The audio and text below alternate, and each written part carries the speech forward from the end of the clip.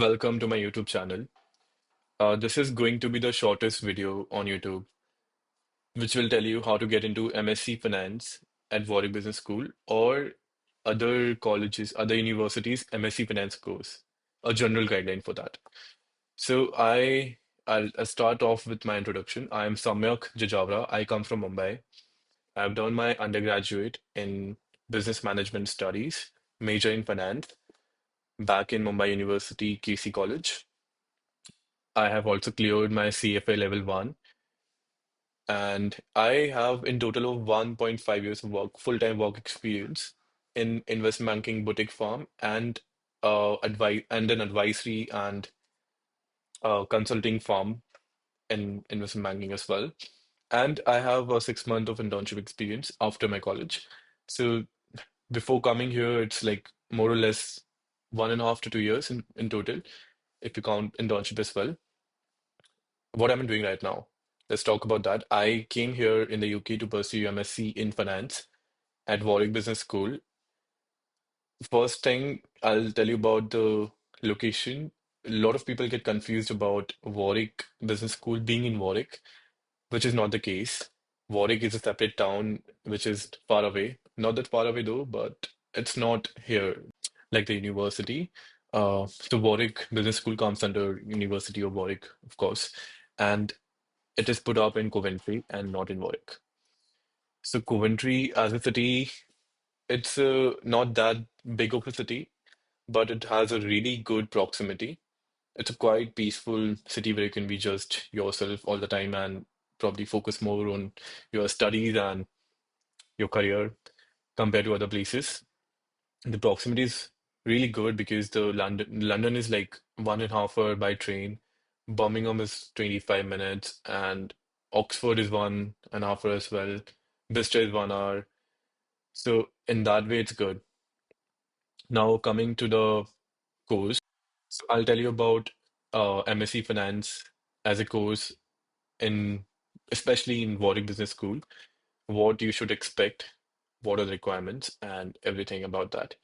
Let's start with the course. So it's not something that should be taken lightly. It's a very quantitative and math oriented course, very quant heavy, and you're supposed to be uh, equipped with a lot of prerequisites before coming here. You will be given pre-arrival courses though, but you also need to have a similar background.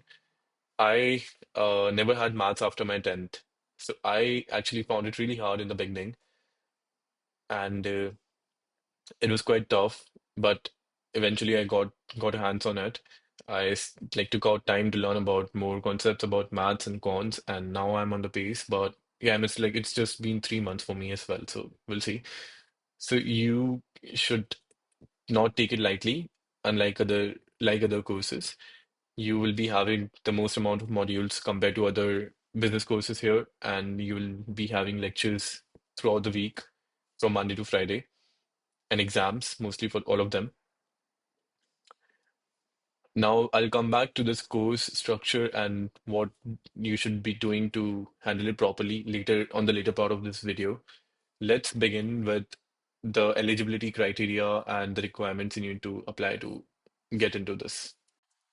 So, entry criteria to get into it is quite simple, but you are supposed to have a good background since it's like one of the top notch or like top rated course in the UK and in the entire world as well.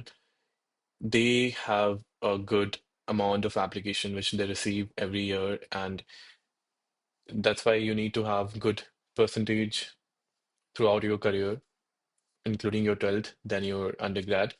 You're supposed to have a similar background, and if not similar, then a more technical side of background. So, like most of the 90% of my cohort over here is from technical background. Either they have done engineering or they have done something in finance or they are from more technical things, sides of the career. So those are the requirements. And how now I'll talk about the application. So you should be ready with all your documents, including your CV, your LOR, your SOP, and all the essays which you might need. You should check this on the website as well. They keep changing the essays. requirement, or they might not even have it. IELTS, you need to have the score of IELTS or TOEFL because it's a compulsory exam. And in very few cases, it can be waived off. You should check about that. Then, but it's good to give IELTS because every college abroad requires an English test. So it's better you just get done with it before July, August at the most. Although the there are 3 rounds of applications for Warwick, but it's always better to start applying and get done with the first round because it increases your odds. It increases your odds to get into the course. And I think the for me it started in September end, and that's the first round of application. But you should check it on the website because they change it, they defer it by a week or two every year, and every year has different type of curriculum and all lot of other things. Like next year, they're probably gonna start with internships options as well in the third sem. We just have dissertation. New people might have internship as well. So you should check all these minute details on the website. I'm just giving you a basic structure, what you can expect and what you should be doing. Then you get done with the applications by, let's say, first round. If we talk about first round, by October, November, you're done. You'll get back your result in uh, probably 1.5 months. Okay, adding to this, one more point. GRE or GMAT is not a compulsion here to get into MSc Finance, but it always adds on to your CV. It always adds on to your application. So it's if you're planning to give it anyway, so try to get a good score, and only if you're getting a good score, attach it with your application. Otherwise, don't. So coming back, you'll get your result in 1.5 month, and you'll be asked for deposit.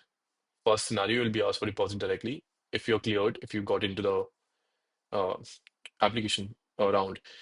And if not, then they might ask you if you have not given your English exam, IELTS, or any other exam, or if they need any other requirement from you from your side, they'll ask you for that. So, like few of my friends, they were from engineering background and with no finance experience. So they were asked, those people were supposed to do a booster course, and they had like classes sort of thing with Warwick itself, and they finished it in like couple of months, probably less than that, and then they paid the deposit and they're here now. So that's how it happens. So I got the deposit email directly. I paid the deposit within the deadline, and then you're done with most of the task. Now it's after a couple of months, they will request your CAS letter.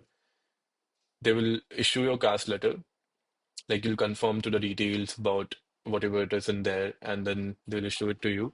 And by that, you can apply for visa. And this usually start happening in late April and May at that time around.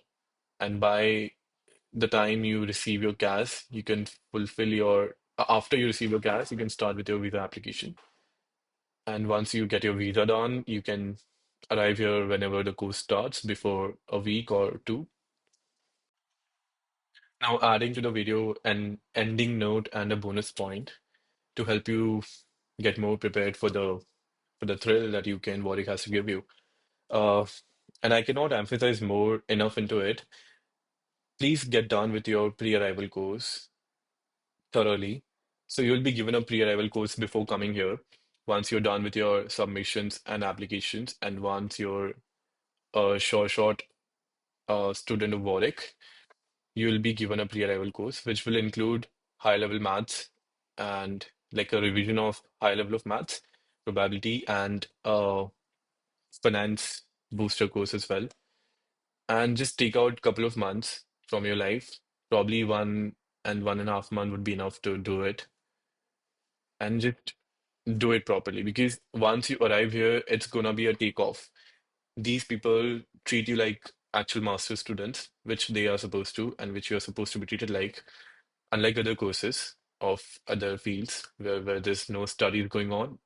Uh, so it will help you a lot because I come from non-maths background and I did that course even though I couldn't do it properly and completely. Like I missed the actual most important part, which was maths for me. And now I found it really hard in the beginning to catch up with all the concepts, but somehow I got into it.